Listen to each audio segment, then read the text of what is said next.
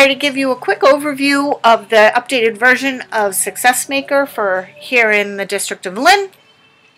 Let's start off right now with the first screen that you see when you click on the icon, the login screen.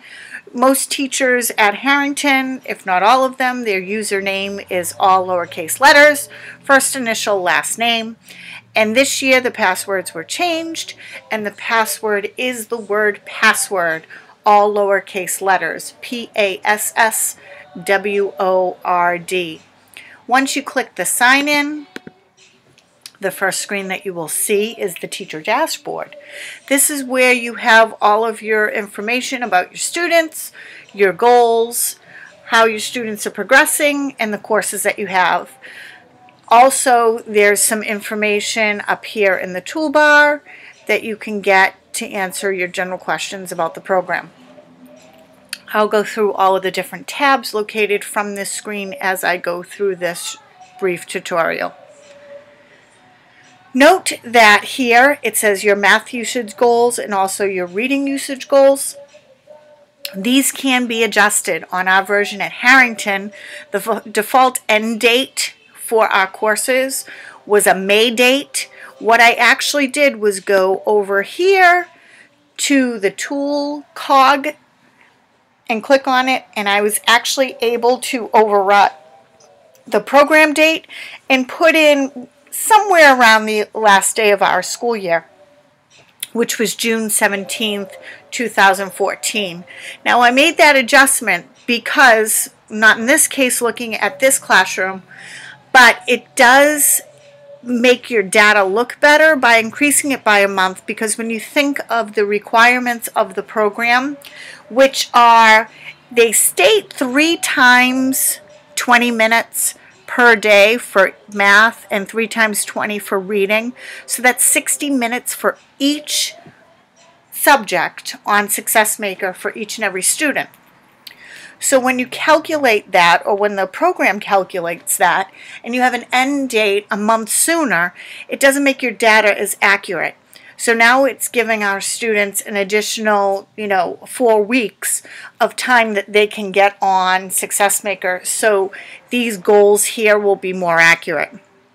Here's another classroom that I chose that you can see now how many students are on track, students that I need to watch, and students that are falling behind. And this does it for math and reading. And notice over on the right hand side, same as with the slide previous to this one, this is representative of an entire class of 25. So it's pulled all the data together and it's looking at it from a classroom perspective. This next one is showing one particular student. So you can see here, the one represents the one student. You can see over here who the student is that it's represented. And we can look at this student's progress right from the dashboard. In this case, it took 2 students, these 2 particular students that we picked over here.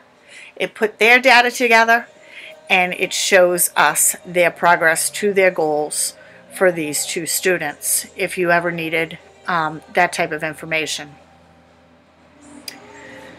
So the next tab here, I'm still under the Goals tab. When I'm talking about the tabs, this is the main one I'm talking about, and now I'm here under the math usage goals, and they would also have, this would be if I went back here and clicked on this green bar, what I would be seeing is this particular student's math progress, and you can see her status is the green, so she's on track. The amount of time that she was on there, so she looks like she's just under 11 hours she has spent from some point in late September. The average time that she spends, additional minutes that we're looking at for her to be on track. Now this particular student is on track, so it lists her at 0. And then target hours is 23 hours, and it has her target end date, in this case, it's 717. So that was an error on my part. So when I go back to this particular classroom and put 617, it may knock her back to yellow instead of green, because I inadvertently gave her an extra month to work towards her target. So that's how it can make a difference, by adjusting that date. But she's still, you know, her average is up there. If this is our goal, she's in a pretty good position to reach that goal of 23 hours. Again, I wanted to show you, wherever you see this tool cog, these are where you can make changes, or as SuccessMaker refers to them as actions. You can go in there and you can view the student's performance. You can edit the assignments. All students, for the most part, are assigned math and reading. We do have some students that we had to create a specialty course, that's where that edit assignments would come in. You can deactivate an assignment or remove an assignment, and that all comes under that cog right there. Now we've moved on to the next tab, so we left the goals tab. This is still from the dashboard, and now we're looking at mastery. This is pretty cool. You can get detailed information here on your students. In this case, we're focused on this one particular student here. We can look at the overall class also, but for this particular student, you can see the key here is showing us what he's not mastered, what's in delayed presentation, which means SuccessMaker itself will present this information to the child. Whether they get it right or wrong, it will come back again, because it wants to make sure that the student wasn't guessing. And then if the student, say, gets it wrong for a second time, it may come up again and then go into delayed presentation. This means it's really not sure he's mastered it. I don't want to put it to the side, but I also don't want to saturate him or her with the same type of question, so I'm going to bring it back. Once they've mastered it, you see here the green, and then if it hasn't been assessed yet, it would be in gray. Please note that when we start looking at reports, SuccessMaker, again, is a fill-in-the-gaps type of program, so it's certainly not there to replace the teacher by any means. But when it does get to a point where, even after bringing questions up in delayed presentation and a student still hasn't mastered it, we'll see it in one of the reports coming up. It may get to a point that SuccessMaker can no longer help the student, and it will show up in areas of difficulty, and that's where it's our job to take a look at those areas, and then it's our job to address it in small group, after school, before school, during our whole group instruction, or whatever we deem necessary to help that student achieve that objective. When you're looking here, you can see now how he hasn't mastered some of the objectives. Some are in delayed presentation, and others he's mastered. Now I can go look at a specific student. Again, this is Michael. This is who we're looking at. And for this particular skill now I'm looking at, it happens to be enter the amount of money showed 11 to 50 cents in pennies and dimes. What I can do is, real quick, looking at, you see this hyperlink right here, I can click on this, and what I get now is what the actual question was that was presented to that student. So maybe by looking at this question, maybe it was a vocabulary issue, and once I see the question, I get why that student may have had a problem with it. In this case, doesn't look like there's much vocabulary there. Maybe it had to do with the fact that the coins were mixed up. They weren't all grouped together by type, by size. Maybe it was the keypad. By being able to see the actual problem and how it was presented to the students, and now in real time, if you were looking to this, if the student was getting verbal directions, you'd be able to hear those verbal directions also, but this is just a screenshot. But it gives you a sense or an idea of where possibly the student could have made an error. Just a better understanding of what their roadblock is in understanding this objective. So again, we're back here looking at how this now is for 2 students, and we can compare them as we did on the other screens. If for some reason you wanted to compare 2 students, maybe you have a few students that are getting the same small group instruction and you want to see how they're progressing based on the maybe tier 2 or tier 3 instruction that they're getting. So you could look at their data chunked together. And again, just another view of looking at this data under the Mastery tab. Also note here, and maybe it will come up in a minute, here it is. You can go down here and actually run a report on a particular student or all the students, and this report would look something like this.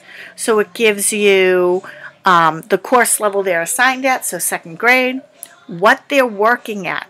So please be aware, you have the student who has several categories in the red, but note that this child is actually working above grade level. So taking that into consideration, his reds aren't actually the reds. So again, whenever looking at data, it's never just, one variable. We have to consider all of them. And there's so many different data points within SuccessMaker that you really have to make sure you're looking at the total picture, not just the colors that are listed there, because you can feel defeated. Where in this case, this student is almost working 1 grade above grade level, is working in the green. Yes, has some reds, but those reds can represent what he's doing at another grade level.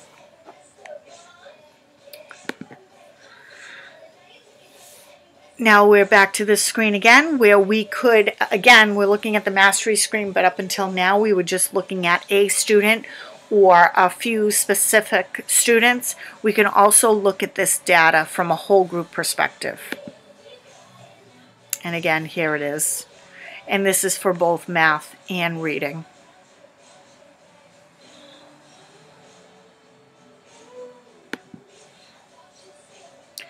Here's the students that I was looking at. And again, I can pull up. Now here's a great example. This Mohammed student, he's assigned to grade 4, so he's a 4th grader. But currently in math, he's only working at a 2.9. Now, he's all in green. But he's only working at below a 3rd grade level. Now again, another variable, he started off at 2.75, so he has made a gain. He is making gains as he's gone on. His time's a little low, it's only at 3 hours. So I'm guessing if we could get him on a little longer, and his average time per session is only, looks like 8 minutes, if we could get him some more time on, maybe he would progress more. Another thing I want you to note, here's the skills. These are the numbers, so 1 skill. And then you can see the attempts. For instance, this one's in delay presentation. He had 15 different types of attempts on this, and he's still not getting it. Now it's going to come back and visit him, but this may be something that when you're looking at the reports that the teacher may want to touch upon. Now we're looking at the Students tab here. I can look at their performance, which would have been that goal setting page with the colors.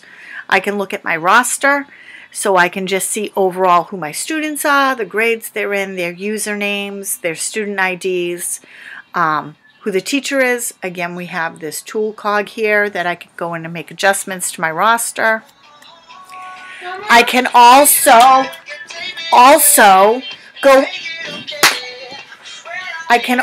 go in and look at my individual students this way, so it just looks a little different.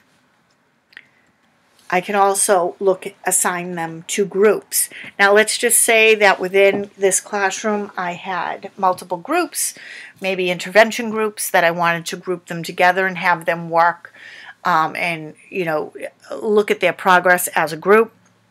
Maybe I wanted to assign them a special assignment, I could group them together and just assign the entire group something. Again, here's the tool cog here that I could create whatever kind of groups I wanted, name them whatever I wanted, and then add students to the group. Note here, see, these are the actions. Wherever you see this tool cog, this is where you can edit, add. Same thing here. It's just in another place. And there it is. This cog, I can add one or more students, I can remove students, I can rename a group, or I can remove the group completely. Back to the performance. This is a great quick look to see how students are doing from an overall. This is similar to the cumulative performance report that we'll talk about in a few minutes. This is a nice snapshot so I can see these are all second graders. This is where they IP'd at. IP meaning initial placement. That's what we're looking at. You can see their gain from when they started to present day. You can see this student here for whatever reason. Actually, she's brand new. She's still in initial placement. What happens in initial placement is you will have students who start at the grade level that they're assigned to, so second grade. If they are working at second grade, they'll get through initial placement pretty quick. But depending how far above or how far below grade level they are, it will take more time to place them at their instructional level, their independent instructional level. That's the goal of SuccessMaker. So we have our gains, we have the current level, we have the percent of exercises correct. Here you'll see the microphone here. This is obviously in the reading portion. They have a fluency piece, so the students will record themselves and you can actually listen to the recording. And again, here is the actions or tool cog here that you can make changes. This is just another version of this report that shows you reading and math together. The other one was just the reading one. Excuse me, we can view it together for each student. Now we're on to the next tab up here, courseware. This is where you can see the assignments. These are the general assignments here that all students take. Math and reading. Each student gets assigned a math course and a reading course. To assign them, you hit the action fob there. All your students would appear. If you had students, you could hit select all, and that's how you assign them right from that point. Custom courses, this is right now I don't have any in here. This is where you could create, say you just want a student to work on a particular objective, you could generate that. We have some students who come into our SCI program who have little or no schooling at all, and we like to keep them at a K level because it's just too frustrating for them to even attempt to go through IP, and they're so far behind that K seems to be suitable for them. Here's the course repository. This is where all the courses are listed. So for instance, I had this specialty K course that I created, and then I had these are the general ones that are just the generic ones for all the students.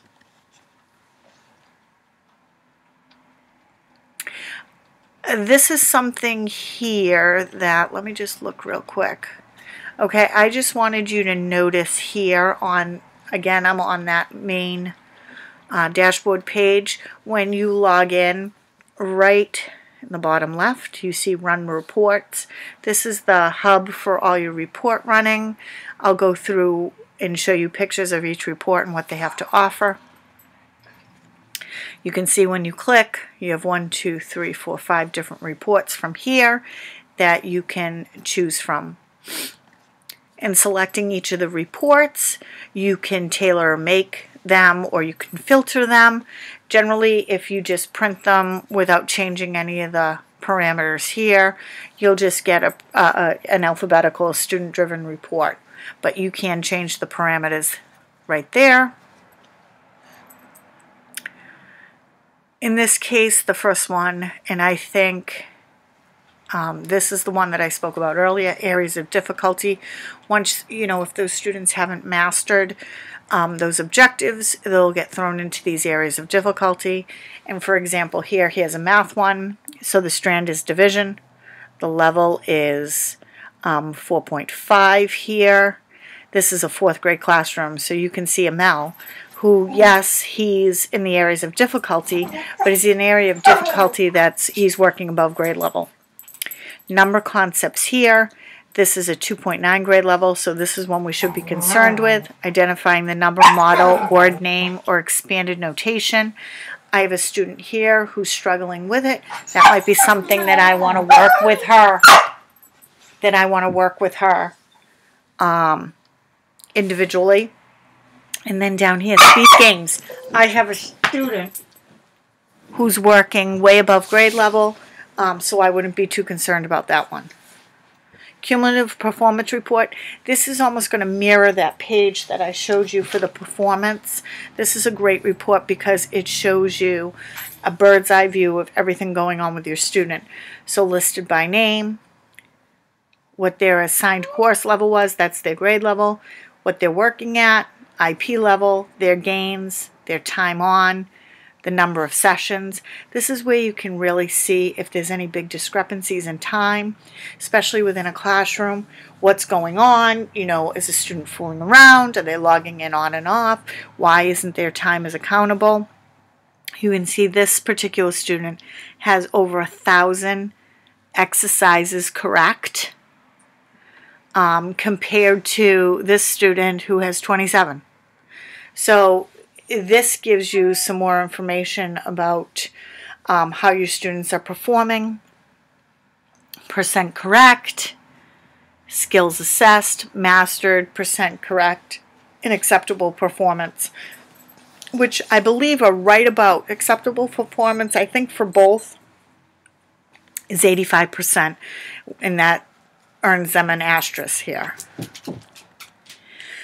Last session report, great report, but you got to print it right there and then. Once the student logs off and logs back in, that session is lost. So say you have a group in the computer lab, they log off, they leave, you run this report right away. You can see how many exercises for that one particular session that they were in, how they did. Just keep in mind that once they log back in, so let's say for Brittany here, I have this information, but the minute she logs in again, that information for that session is gone. So this is just something, say it's an accountability piece, you tell the kids, I'm keeping an eye on you, I can see what you're doing during the session, you print this out and you can see firsthand what they actually did. Next report is run prescriptive scheduling. This is more if you want to tailor make to see what the progress is for specific dates of time.